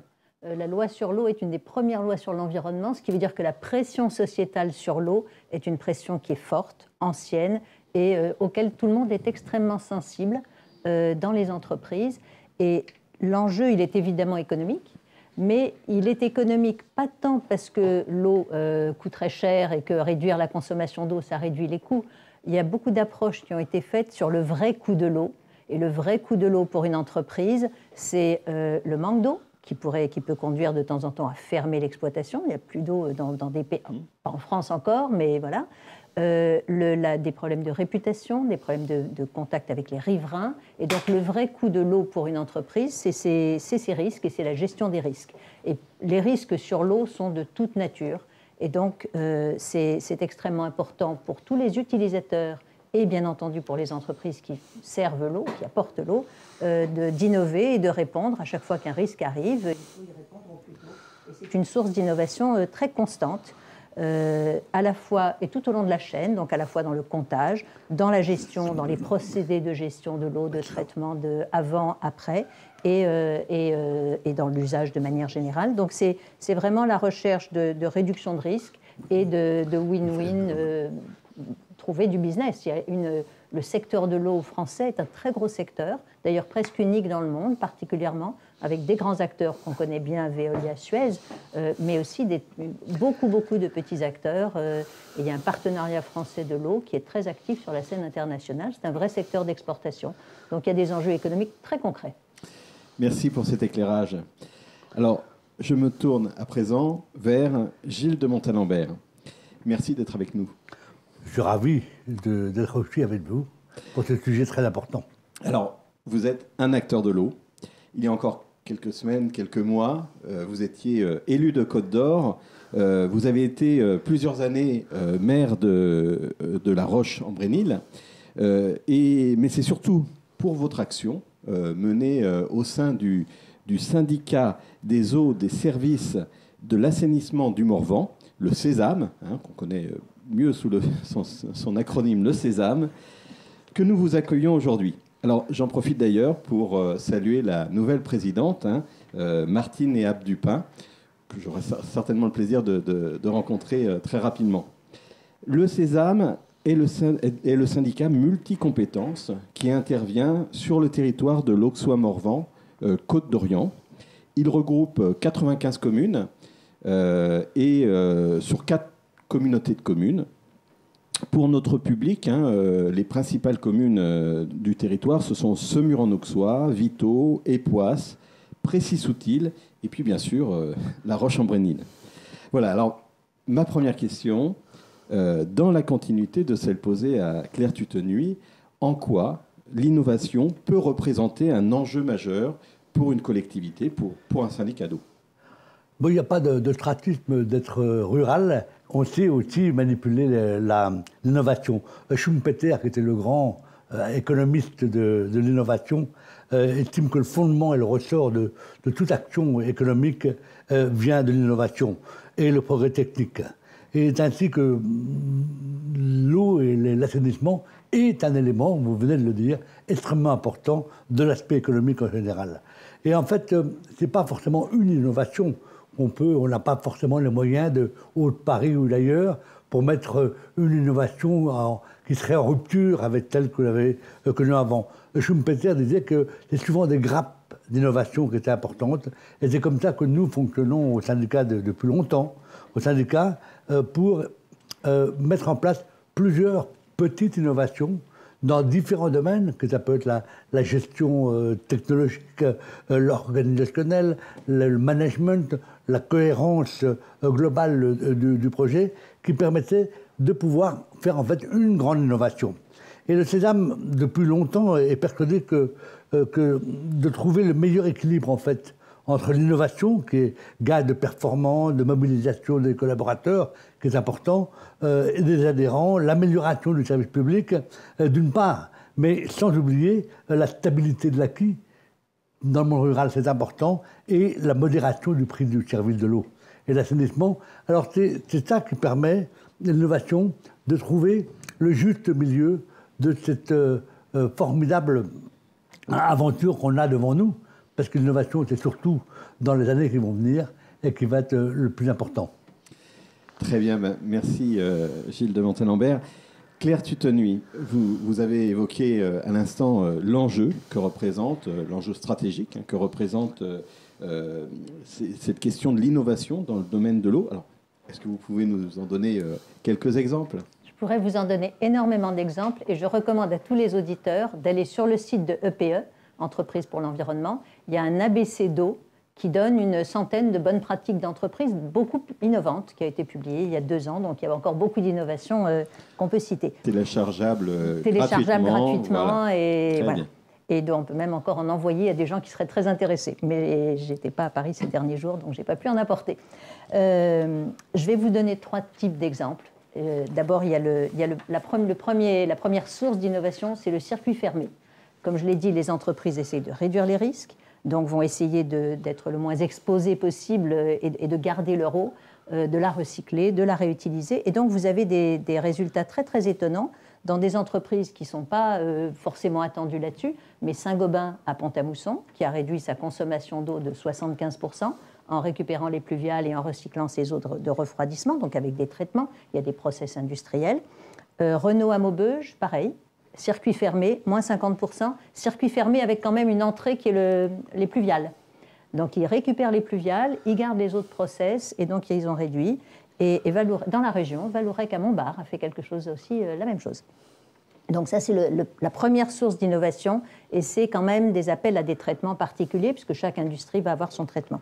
Deuxième solution, c'est tout ce qui est production, gestion de données. Donc il y a des compteurs connectés qui permettent d'alerter sur les fuites. Et dans une usine, je peux vous dire qu'il y a beaucoup d'occasions de fuites, puisqu'il y a des joints partout. De la modélisation. Et puis on arrive à de la production et de la gestion de données aussi dans des eaux souterraines. AgroSolutions, filiale de InVivo, fait maintenant de la modélisation de nappes souterraines pour savoir où est-ce qu'il faut, en fonction des traitements, tirer l'eau en fonction des dates de traitement pour être sûr de ne pas impacter la qualité des eaux souterraines. Donc ils ont fait ça en Charente, c'est quelque chose d'extrêmement innovant. Mais l'eau rurale, voilà, les industriels s'intéressent aussi à l'eau des campagnes. Et puis il y a une troisième source d'innovation nouvelle, très intéressante et je dirais où il y a vraiment un appel à innovation fort, qui est les solutions fondées sur la nature, comme on les appelle, qui sont tout ce qui est phytoremédiation. Et phytoremédiation, alors vous allez me dire, je prends un exemple un petit peu particulier, mais l'innovation naît là où il y a des besoins. Le Club Med a fait beaucoup de phytoremédiation. Il traite les eaux usées de ces clubs. Il est souvent dans des endroits où l'eau n'est pas, il n'y a pas dans des pays en développement où il n'y a pas beaucoup d'eau, où il n'y a pas beaucoup de stations d'épuration. Donc il a ses propres stations. Et maintenant, il les fait en phytoremédiation. Et il les traite non seulement pour traiter l'eau usée vers le rejet pour l'environnement, mais pour les eaux de piscine, qui sont le Club Med ne peut pas se permettre d'avoir un problème de qualité dans ces eaux. Donc on arrive à faire avec de la phytoremédiation des traitements extrêmement performants et donc appel à transporter ça ici aussi. Plus près de nous, dans le Grand Est, dans les Ardennes, la cristallerie de Saint-Louis, qui appartient au groupe Hermès, fait la même chose pour sa cristallerie. Donc elle a des jardins filtrants et qui vont bien dans une usine qui peut se le permettre, dans un secteur qui se le permet. Donc voilà 3 types d'innovations sur lesquelles il y a vraiment besoin de bonnes idées partout et d'exemples. Très bien, écoutez, merci pour ces exemples, c'est vraiment très très riche. Hein. Alors, c'est vrai, vous l'avez dit tout à l'heure, Gilles de Montalembert, on n'a pas besoin d'être industriel pour innover, même si les industriels le font très bien. Et donc, encore une fois, en préparant cet échange, vous m'avez évoqué un dispositif que vous avez mis en place, innové avec votre partenaire Suez, hein, qui s'appelle AquaAdvance. Alors, si j'ai bien compris, ça collecte des informations multidomaines et ça vient apporter une aide à la décision. Enfin, je vous laisse nous le présenter et nous en dire plus. Non, c'est un projet très intéressant qu'on a mis en place avec effectivement Suez depuis à peu près 1 an et que nous allons prolonger au moins la phase de mise en place pendant encore 2 ans avant que ça soit totalement opérationnel. Et en fait, c'est la reprise de toutes les données qu'on peut avoir, climatologiques, des eaux souterraines, comme vous venez de dire, avec tous les types de captage que nous faisons, avec les débits dans les rivières, tous les besoins en eau qu'on a, on met ça en face de ces ressources en eau. C'est de mettre toutes ces données ensemble et avec dans un logiciel en fait interactif qui permet de les traiter de la manière pour nous donner des indicateurs de gestion. Puisque nous saurons dans quelques années que lorsqu'on aura atteint tel niveau d'eau, où on a eu ce manque d'eau, de pluie pendant X mois, eh bien nous saurons la réponse qu'auront nos captages, nos rivières, nos ressources en eau. Et ce travail, qui demande quand même une grosse collecte de données, elle se fait depuis 2 ans maintenant et ça marche bien. On a déjà les premiers prémices et c'est non seulement intéressant pour nous, notre syndicat, qui va pouvoir très vite mettre des niveaux d'alerte, des niveaux de prise en considération des problèmes, mais aussi c'est un projet qu'on va donner à l'ensemble des acteurs du territoire. Les agriculteurs, l'État, les mairies, tous ceux qui ont besoin à un moment donné à un autre de l'eau pourront avoir accès par le biais du site du syndicat à ces informations et pouvoir gérer tout ensemble et être responsables ensemble de l'eau. Il n'y a pas que le syndicat de l'eau, il y a aussi l'ensemble ou bien les agriculteurs qui sont très vite concernés, mais qu'on aura très en amont. Et cette année, par exemple, déjà au mois d'avril, on prévoyait, et c'est bien tombé, malheureusement, et c'est bien tombé, c'est que nous avons vu les résultats et nous avons pu anticiper les réponses à apporter. Et c'est pour ça qu'on savait qu'on allait manquer d'eau. Par exemple, on a acheté 3 citernes supplémentaires qu'on a pu emmener vers les agriculteurs, vers les ressources en eau en moins. Et ça fait partie de toute une série d'innovations que nous mettons en place. La prochaine sera véritablement Sentinelle. Sentinelle, c'est une formidable invention qui utilise en fait les ressources qu'on a, qui sont les bornes à incendie. C'est de mettre des capteurs de bruit de fond sur les bornes d'incendie. Déjà, on a fait un grand progrès parce qu'on a sectorisé pour les recherches de fuite, mais c'est des secteurs qui sont encore assez grands, 5 km, 6 km ou 15. Alors là, entre 2 bornes d'incendie, il y aura 200 mètres. On va pouvoir localiser très rapidement ces fuites nocturnes qui nous permettent de pouvoir ensuite régler au centimètre près ou à 30 cm près la réponse immédiate de réparation, et notamment pour les villes.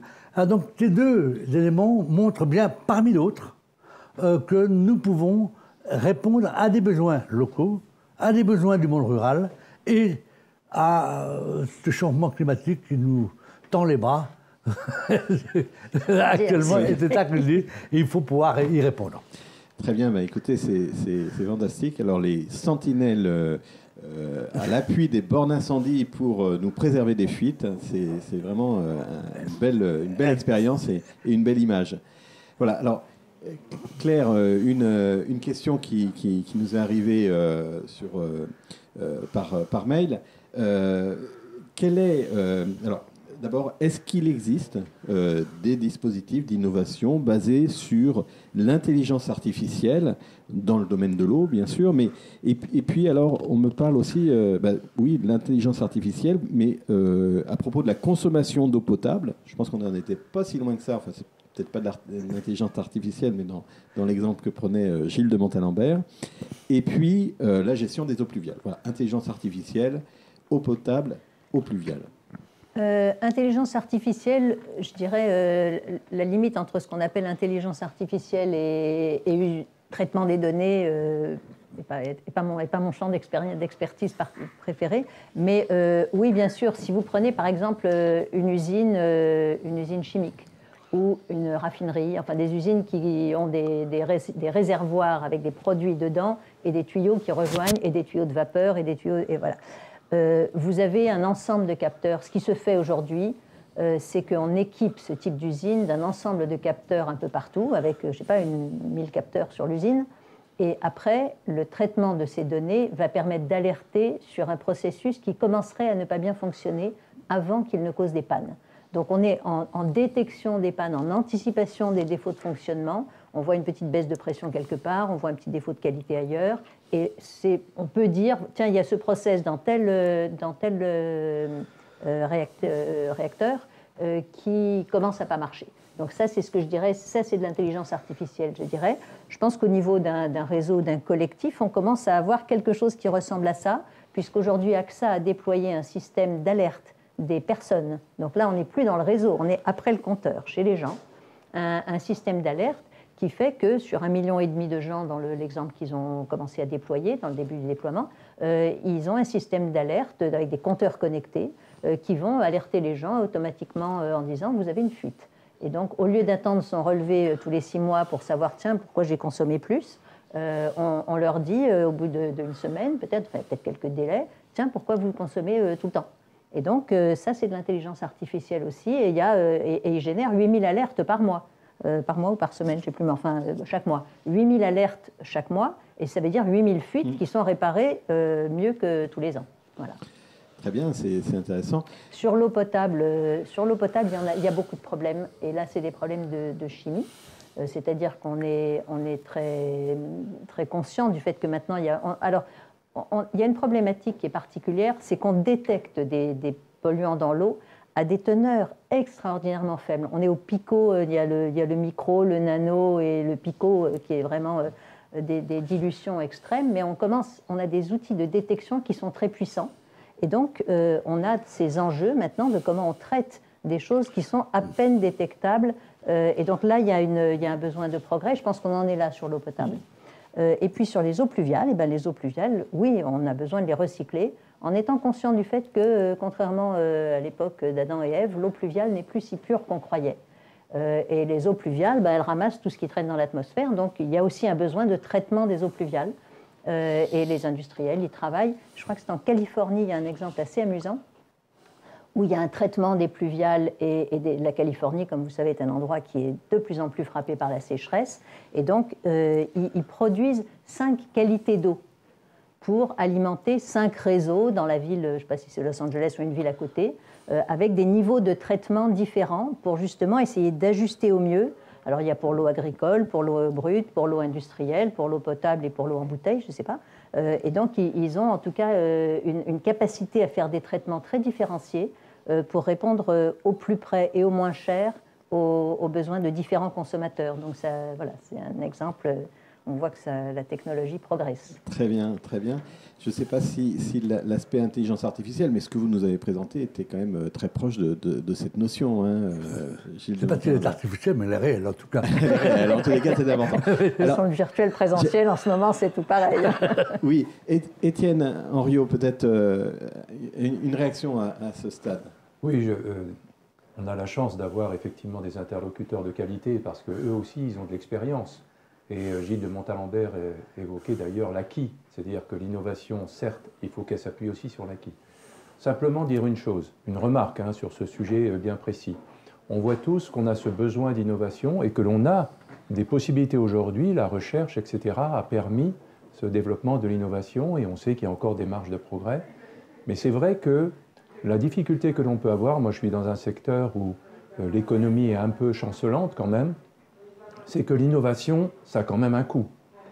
Et que, quelque part, cet accès à l'innovation est ralenti par des problèmes d'ordre économique.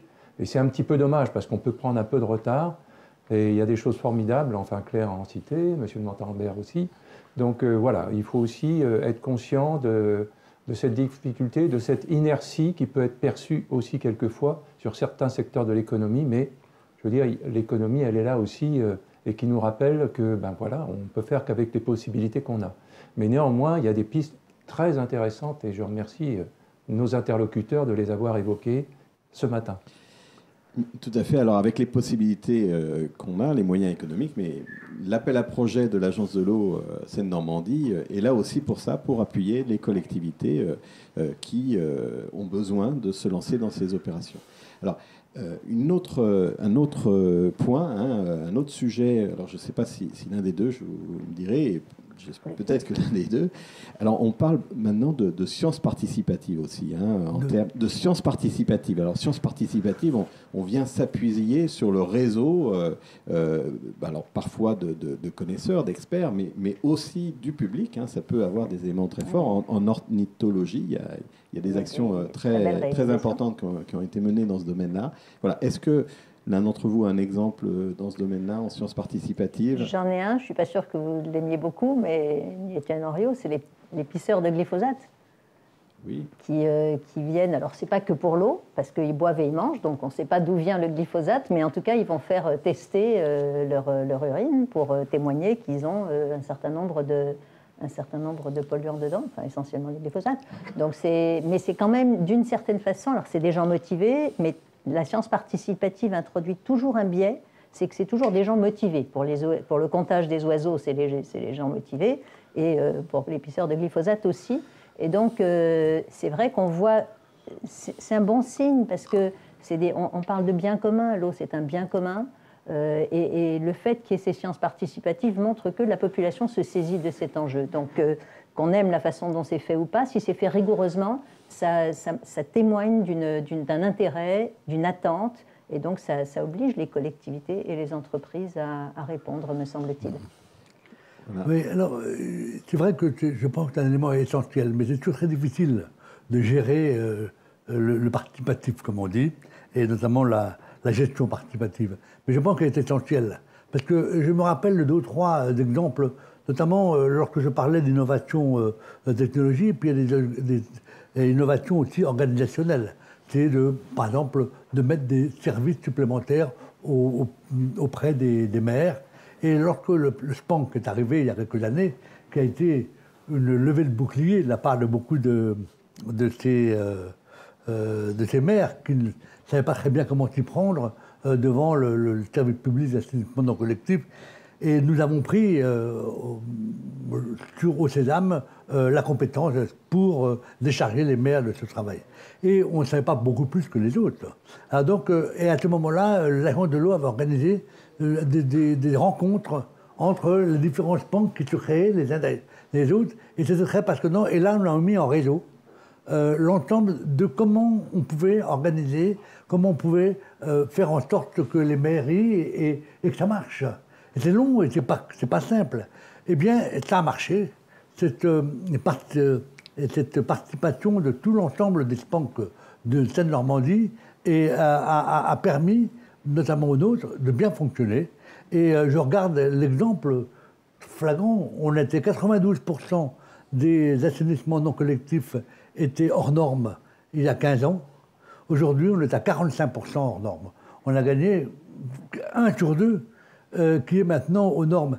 Et quelque chose qui s'est passé en douceur, de manière intéressante, et là, grâce à cette action participative avec d'autres. Je prends l'autre exemple pour les captages. Actuellement, Alter Bourgogne a mis en place un forum, une réflexion pour mettre en place tous ceux qui cherchent à protéger les captages. Et je pense que là aussi, le retour d'expérience des uns peuvent servir aux autres, notamment avec les changements dans le karstique, qui est comme très grave actuellement, les changements climatiques qui amènent des réponses pas du tout connues depuis longtemps. Ceux du Doubs, par exemple, peuvent nous dire comment ça se passe chez eux, quand le Doubs disparaît dans un grand trou, eh bien, comment réagit le karstique. Et comme ça, nous pouvons, nous, dans notre coin, en prendre des connaissances, notamment dans Aqua Advance. Alors, vous voyez, il y a certainement ce rôle participatif, mais il est délicat à manier, notamment dans les grandes réunions. Vous en savez quelque chose? Oui, Claire, vous si je peux vouliez me ajouter? En sciences participatives, d'abord, il y a beaucoup de sciences participatives adressées aux entreprises. Quand l'eau sent pas bon ou a un problème, le distributeur le sait. Donc là, il y a une grosse participation. Mais puisqu'on fait un appel à l'innovation, je pense, enfin alors là, je prends ma casquette locale d'association d'environnement, je pense que s'il y avait un test pas cher pour tester l'eau du robinet, les gens l'utiliseraient. Et moi, j'ai eu souvent des demandes. Il faudrait qu'on fasse des tests, il faudrait qu'on fasse ça. C'est évidemment beaucoup trop cher de porter un verre d'eau dans un laboratoire et d'attendre le résultat. Mais des méthodes de test pas chères. On a montré sur un exemple récent, celui du Covid, que quand il faut en développer, on en développe. Donc, des exemples ça satisferait une espèce d'attente de la population à mieux savoir ce qu'elle a au robinet. Donc voilà, innovateur, imaginer des méthodes de test. Très bonne idée en direct. Alors moi je vais peut-être apporter un témoignage. Alors, en fait, Frédéric Collat qui était avec nous tout à l'heure aurait peut-être pu nous en dire plus, parce que je crois que c'est la région Bourgogne-Franche-Comté qui a lancé ça il y a 1 an ou 2. Alors je n'ai pas suivi le résultat, mais en tous les cas j'avais été très intéressé par cette démarche. Alors il s'agissait en fait de s'appuyer sur un réseau d'experts, des techniciens de rivière notamment, pour faire un suivi des étiages et une remontée d'informations, puisque ces techniciens sont amenés régulièrement à aller sur les rivières et pouvoir remonter des informations comme ça disséminées sur les étiages de tous les cours d'eau, y compris les petits cours d'eau. C'est toujours des informations très difficiles à obtenir. Voilà, donc un bel exemple, je pense aussi, de sciences participatives. Voilà, eh bien écoutez, je vais vous poser une dernière question à tous les deux. Claire Tutenuy, pour conclure ces échanges, et peut-être ouvrir des perspectives, sur des perspectives, même si elles ne s'annoncent pas toujours très, très bonnes, elles sont parfois difficiles. Si vous ne deviez retenir que deux innovations industrielles dans le secteur de l'eau, en fonction de leur enjeu, voilà, quelles seraient-elles? Il y a la question de l'approvisionnement en eau, on a parlé changement climatique, et je pense que ça va être une question de plus en plus difficile, et que donc on va avoir un problème double, qui est d'assurer l'approvisionnement en eau avec plus de besoins, donc de gérer à la fois le besoin et de gérer aussi la qualité, et de faire ça sous une contrainte nouvelle, à laquelle on n'a pas trop prêté attention jusqu'ici, qui est le fait de le faire sans trop utiliser d'énergie. Aujourd'hui, on voit fleurir des stations de désalinisation, des stations de traitement. Tout ça coûte énormément d'énergie, et donc on aggrave le problème du changement climatique quand on consomme beaucoup d'énergie. Ce qui fait qu'on a besoin de trouver des modes extrêmement efficaces, peu consommateurs d'énergie, pour traiter l'eau, et arriver à se la partager, sachant qu'on en aura de plus en plus besoin. Donc le défi, il est immense. Est-ce qu'il y a une innovation là-dedans? Je dirais, il faut creuser cette question à mon avis, la meilleure piste, c'est ces solutions fondées sur la nature, où on essaye de faire un cycle de plus en plus intégré, parce que la nature, elle sait gérer les risques. Donc elle a fait ça depuis des millions d'années, et essayer de trouver des systèmes équilibrés qui finalement s'autogèrent le plus possible.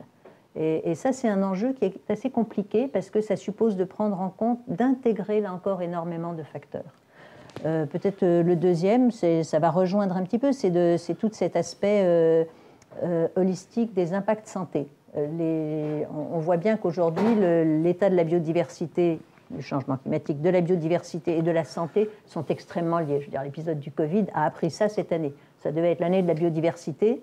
Il n'y a pas eu les réunions internationales ni les accords, etc. Mais tout le monde a bien pris conscience du fait que le rapport avec la nature avait quand même quelque part des inconvénients dans la façon dont on le développe. Donc c'est un coup de semence. Il y en aura d'autres. Et donc, la perception du fait, enfin, il faut aller travailler sur des choses, là encore, qui prennent en compte les équilibres naturels, les impacts santé, et le fait que on vivait un petit peu sur l'idée que l'eau potable, c'est une chose, l'humanité, c'est autre chose, et puis l'eau qui va dans l'environnement, c'est un peu autre chose, et c'est moins grave. On efface cette histoire petit à petit, parce qu'on sait bien que tout ce qui va dans l'environnement, on se le retrouve. Et donc, on ne peut pas s'isoler du reste de l'environnement. Et aujourd'hui, beaucoup d'industriels travaillent justement sur ces solutions fondées sur la nature, sur des solutions ouvertes, mais qui quand même se tempèrent par des choses qui vont être résilientes. Il y a ce souci de résilience est vraiment maintenant permanent, tant au changement climatique qu'aux questions de pollution. Très bien, merci. Alors, cette relation entre les économies d'eau et les économies d'énergie, hein, c'est important, et puis relation entre biodiversité et santé, deux domaines où l'innovation a des enjeux très importants. Tout à fait. Très bien. Eh bien, Gilles de Montalembert, je vais vous poser la même question, mais cette fois pour les collectivités. Voilà. Donc, quel est, selon vous, le champ d'innovation qui représente un enjeu, un enjeu stratégique important pour les années à venir? Alors, il y a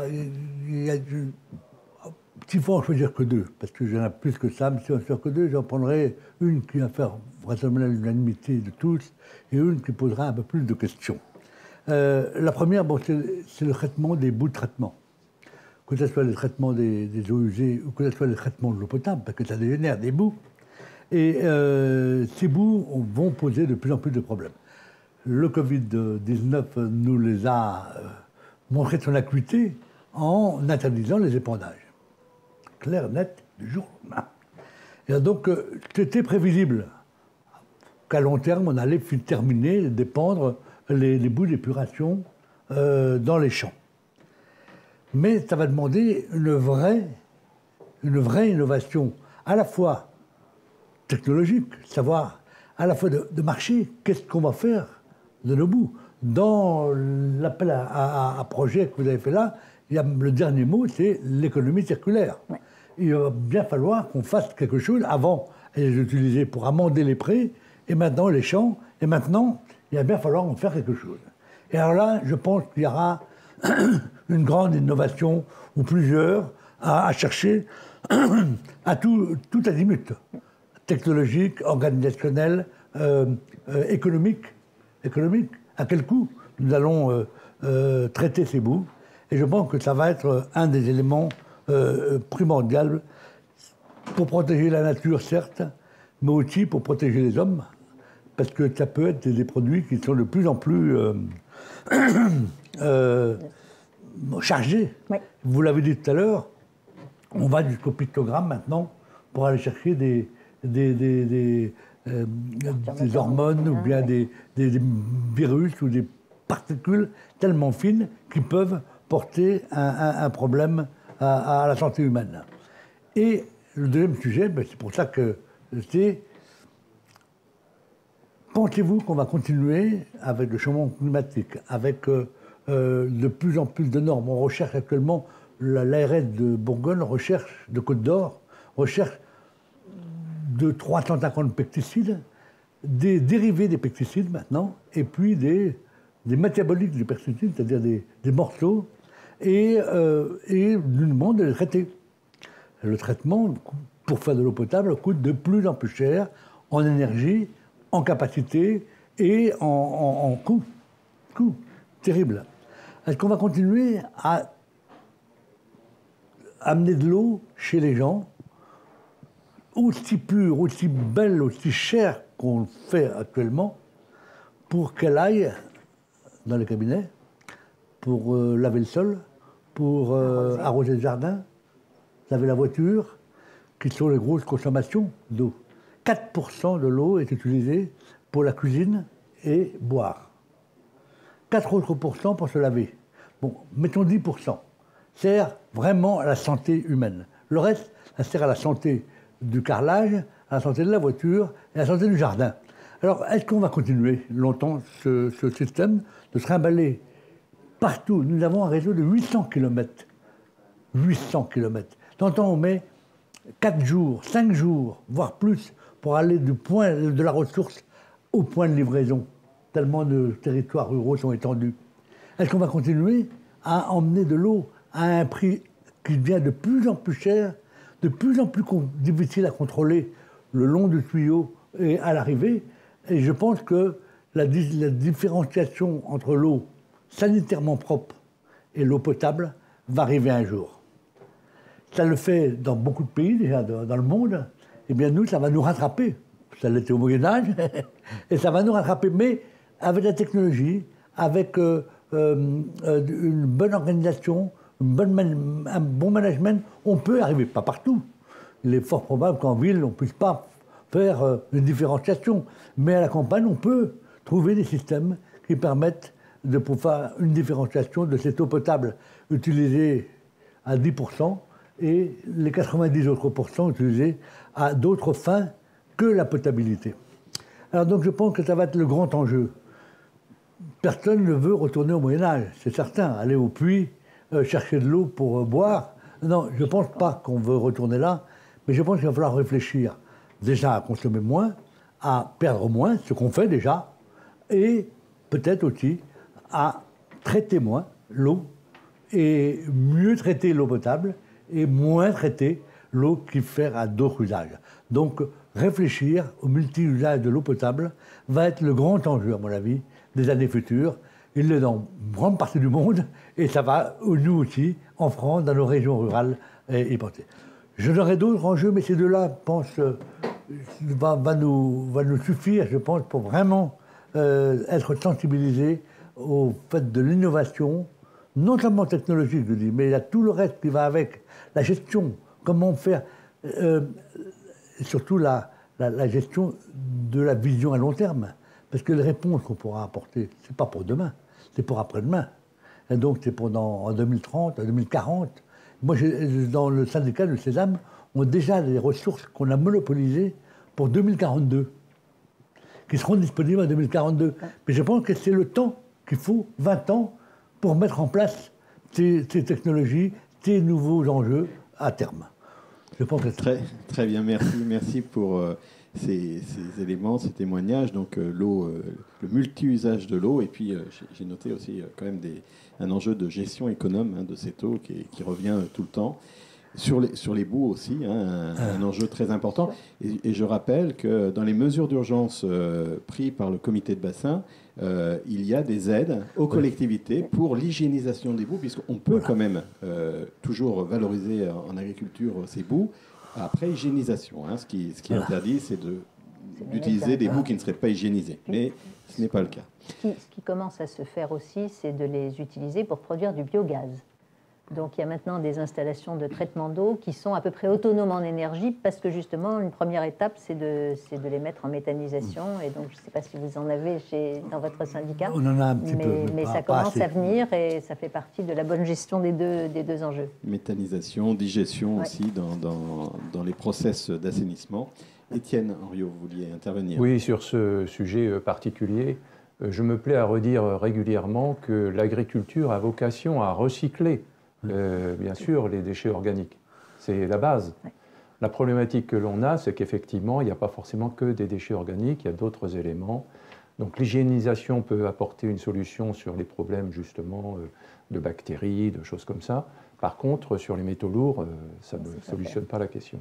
Donc, quelque part, il faut que l'on arrive à faire passer un message dans le monde du déchet. C'est-à-dire que le déchet, il doit être géré dans la perspective d'une utilisation de produits par la suite qui seront alimentaires. Si on n'intègre pas ça, si on reste dans le monde du déchet, on sera insuffisant sur l'objectif. Il y a aussi le principe de précaution. C'est-à-dire que de plus en plus, vous avez dans des contrats demandés aux agriculteurs, c'est inscrit, peu importe, on ne se pose pas de questions, pas d'utilisation des boues de stations d'épuration, pas d'utilisation de digesta issus de la méthanisation s'il y a eu des bouts de stations d'épuration. Le premier secteur qui est en développement quand même important, hein, on est dans le département de Lyon ici, où c'est l'un des plus gros départements français en conversion en agriculture biologique sur les productions végétales. Eh bien, ce secteur-là ne veut pas d'épandage de boue sur le territoire. Donc, il y a l'innovation dont on parle là, elle doit être vraiment au rendez-vous pour qu'on trouve une solution. Il y a déjà sur l'hygiénisation, il y a un accompagnement financier de l'agence, vous l'avez rappelé, M. Schneider, mais on voit bien que là, si vraiment on veut que les choses aillent dans un sens qui est naturel de recyclage des matières organiques, il faut que l'innovation nous aide et il faut que le secteur du déchet intègre cette obligation qu'il y a d'avoir effectivement une qualité irréprochable. Très bien, écoutez, un déchet bio. Un déchet bio, oui. Écoutez, ces enjeux autour de l'innovation sont importants puisqu'on a développé, voilà. En tous les cas, merci à Claire Tutenu, merci Gilles de Montalembert pour être venu avec nous. Nous arrivons au terme de notre forum. Avant de donner la parole à Étienne Henriot pour conclure, je voudrais vous remercier, hein, je viens de le faire, de votre présence ce matin, remercier le public qui nous écoute, les services de l'agence et l'équipe de la direction Cénamont sont à vos côtés pour vous accompagner dans vos projets, travailler ensemble, et cette matinée en témoigne. Ce n'est pas toujours être au même endroit, tous au même endroit, hein, et on développe, on utilise au maximum depuis quelques mois tous les moyens de communication à distance pour pouvoir continuer à travailler, pour pouvoir continuer à être auprès de vous, pour intervenir auprès des collectivités, auprès des porteurs de projets. Et à ce propos, Patricia Blanc en a dit un mot tout à l'heure, mais je profite de cette conclusion pour le préciser. Depuis la mise en place du confinement, sur Cénamont, nous avons mis en place une plateforme de dématérialisation qui permet de déposer les demandes d'aide, les demandes de paiement. Je sais que Gilles de Montalembert, qui sourit, le Sésame en a fait un très bon usage. En tous les cas, cette plateforme est un succès. Hein, vous avez été nombreux à l'utiliser et Patricia Blanc l'a indiqué. Elle a vocation à se poursuivre. Et je vous annonce d'ailleurs une nouvelle version qui va être mise très rapidement en production, qui va répondre à quelques calages qui avaient été demandés. Voilà, une nouvelle version pour aller encore plus loin dans cette dématérialisation. C'est aussi de l'innovation, hein, et je suis très heureux d'avoir pu la mettre en œuvre à l'occasion de cette crise sanitaire, mais c'était bien le moment dont on avait besoin de ce dispositif. Voilà, maintenant... Étienne Henriot, Monsieur le Président, si vous voulez bien nous dire quelques mots de conclusion sur ce forum. Oui, Monsieur Schneider, déjà, je dois vous remercier pour l'animation de cette matinée, la préparation en amont avec vos équipes, parce que c'était quand même un challenge qui n'était pas forcément évident. Alors, c'est vrai que, quelque part, on peut se féliciter de l'innovation, puisqu'on peut communiquer, organiser malgré tout des contacts, malgré la crise. Ce n'est pas parfait parce que justement, et d'ailleurs on le voit bien, la participation n'est pas forcément facile et évidente. N'hésitez surtout pas à continuer de poser des questions et au besoin on les transmettra à nos invités. Donc remercier nos invités, on a eu des invités vraiment de qualité. Merci à eux, merci de nous avoir rejoints en direct aussi ce matin.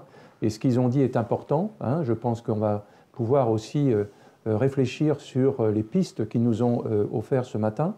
Donc il y a eu l'intervention de notre président, François Sauvadet. Il a dit en quelques mots, il a dit des choses quand même importantes concernant l'implication des acteurs. Rappelez aussi qu'on parlait tout à l'heure de l'aspect participatif, je pense que le comité de bassin est un bon exemple de ce qui peut être participatif, puisqu'on y retrouve l'ensemble des composantes des acteurs de l'eau, aussi bien le monde de l'économie, le monde des associations, les responsables de l'État. Et donc, je pense que c'est un bon exemple où tout le monde s'exprime. Alors, je vous rappelle qu'il l'a dit, le projet de SDAGE, Madame Blanc l'a rappelé également, le projet de SDAGE donc, a été adopté lors du dernier comité de bassin. Il fait encore débat, je suis bien placé pour le savoir, mais néanmoins, l'objectif, c'est effectivement d'arriver à ce que l'on ait un projet qui soit partagé par l'ensemble justement de ces participants. Donc il va y avoir une consultation publique, Madame Blanc l'a rappelé, durant l'année 21. Donc on vous invite les uns et les autres, bien sûr, à y participer. D'ici là, il y aura aussi du travail des uns et des autres pour justement se mettre un peu, reprendre un peu tout ce qui est dit dans ce document de projet de SDAGE pour essayer de regarder dans son propre secteur ce à quoi, bien sûr, il peut nous permettre de nous aider. Donc, on vous a parlé du plan de relance.